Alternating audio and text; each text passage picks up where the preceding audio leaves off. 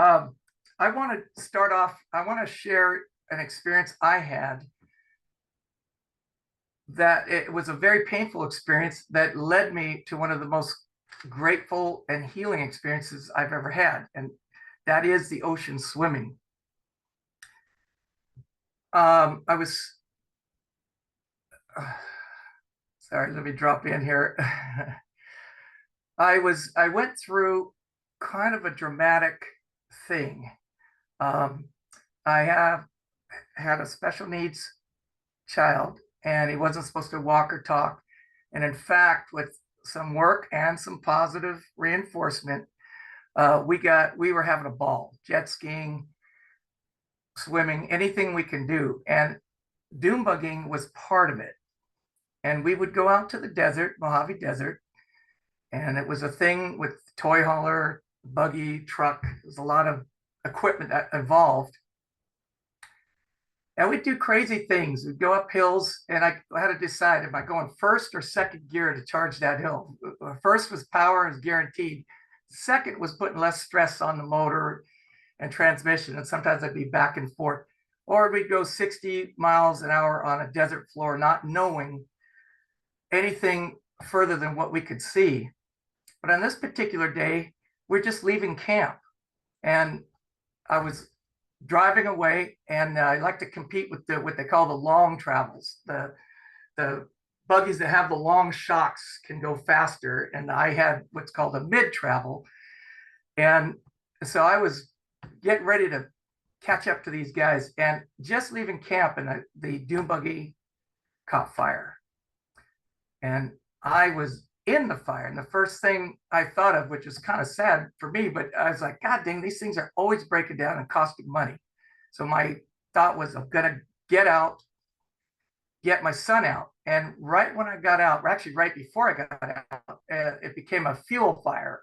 The fuel line, we're not sure if the fuel line broke or what happened, but the fuel hit the floorboard, and then it was instant fire everywhere. I ended up with third-degree burns over 50% of my body, and a third-degree burn's like a burnt piece of chicken. Yeah, I literally, when I was in shock, I'm just peeling it off, looking at it, going, "Wow, this is weird."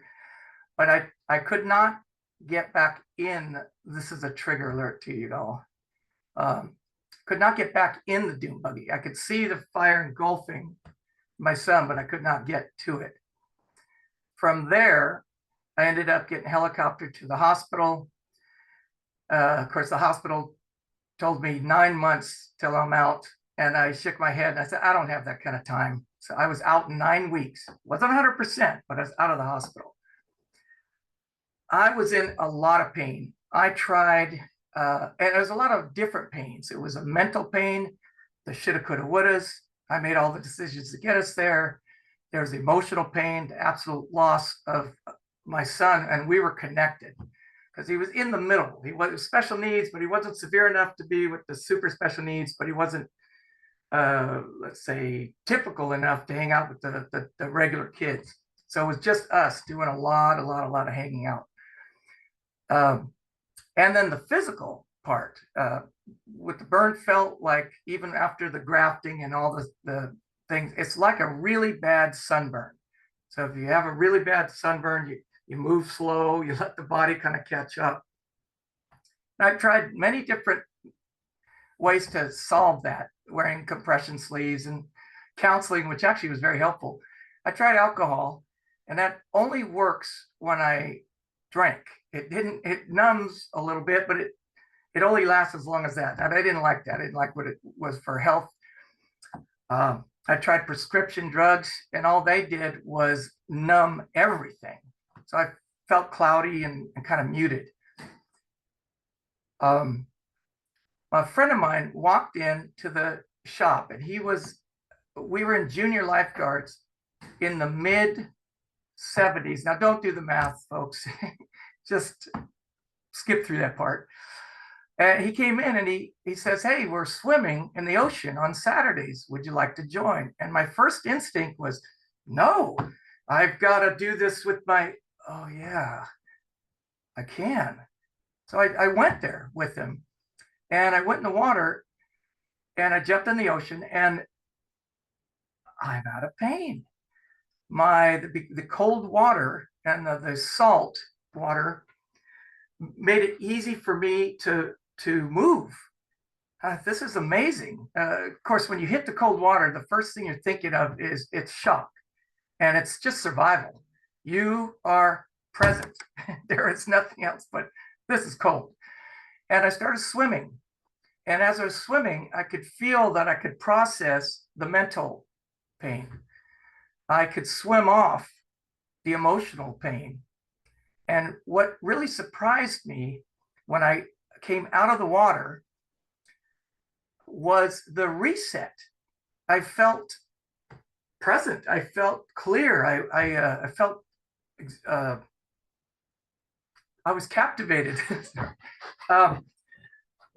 by the feeling. And I told my friend, I said, "This is way more. This means way more to me than this once a week."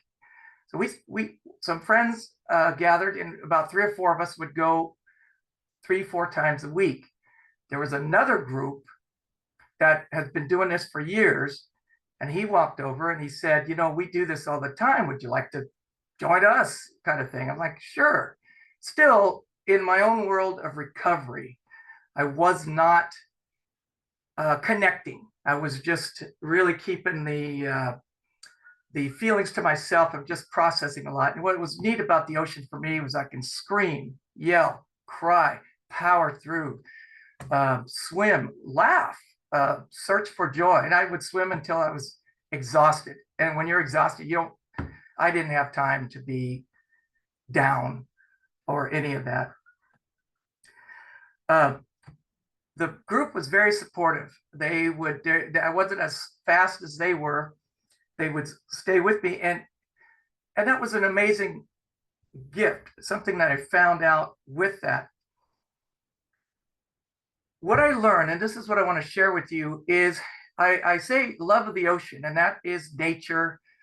But I learned about, I'm going to call it universal love. I'm not sure exactly what to call it, but it was what I found is the love of people. People here at Toastmasters. There was, when I first showed up, I was shy, I was still welcomed. There was support. I have a men's group that I joined that helped me, and the ocean group. I'm part of that group of what I call love. And the love of nature. Nature was the biggest healer I ever had. And I want to invite you to find the love in your life through people, through nature, and to love yourself as I've learned to love myself. And I want that to be my takeaway or my offer to you. And I also have another offer. If any of you are having any trouble connecting with nature, I can meet you at the end of Seaward tomorrow morning at 6:30 and bring your swimsuit. Mr. Toastmaster. Oh, Toastmaster. Good morning.